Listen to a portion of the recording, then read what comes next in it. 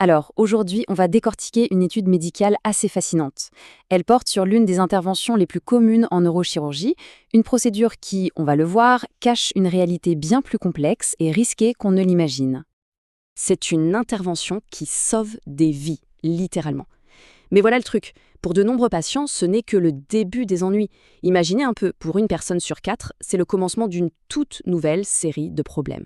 C'est ce paradoxe incroyable de la dérivation ventriculo-péritonéale qu'on va explorer ensemble. Bon, avant d'aller plus loin, pour vraiment saisir pourquoi cette intervention est si délicate, il faut revenir à la base, au problème de départ. En fait, tout est une question de pression. Une pression qui monte dangereusement à l'intérieur même du crâne. Alors, ce problème, ça porte un nom. L'hydrocéphalie. Pour faire simple, imaginez un souci de plomberie, mais dans le cerveau. Le liquide qui est censé circuler, le liquide céphalorachidien ou LCR, se retrouve bloqué et s'accumule dans des cavités qu'on appelle les ventricules. Et bien sûr, quand un liquide s'accumule, la pression, elle, monte en flèche.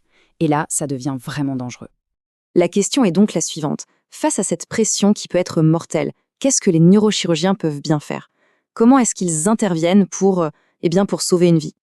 La réponse, elle est à la fois simple et incroyablement ingénieuse. C'est une sorte de solution de plomberie, mais à l'échelle de la neurochirurgie. Et cette solution, c'est ce qu'on appelle le traitement de référence, la dérivation ventriculo-péritonéale ou DVP pour les intimes. En gros, s'agit exactement comme un drain de trop-plein, un système d'évacuation hyper sophistiqué, mais pour le cerveau. Voyons voir comment ça marche, ce système.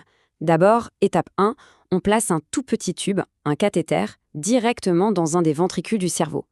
Ensuite, étape 2, on met une petite valve juste sous la peau du crâne qui va réguler la pression. Après ça, troisième étape, un second tube est glissé sous la peau, tout le long du corps, jusqu'à l'abdomen.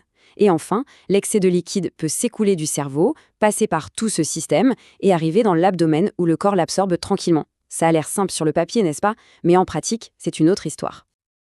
Ok, maintenant qu'on a posé les bases, on va pouvoir entrer dans le vif du sujet, les données. On va se pencher sur une étude qui a suivi, tenez-vous bien, 1030 patients. Alors pour situer un peu le contexte, c'est une étude rétrospective.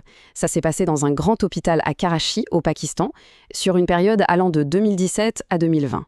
Les chercheurs ont analysé le cas de 1030 personnes qui recevaient leur toute première dérivation avec un suivi sur 6 mois. C'est un échantillon assez solide. Ce qui est tout de suite frappant, c'est la cause de l'hydrocéphalie chez ces patients. Regardez ça. Pour quasiment la moitié d'entre eux, c'était congénital, c'est-à-dire qu'ils sont nés avec. Ensuite, on retrouve les tumeurs, pour un bon tiers des cas, puis la méningite. C'est une information importante pour la suite. Allez, on passe aux résultats.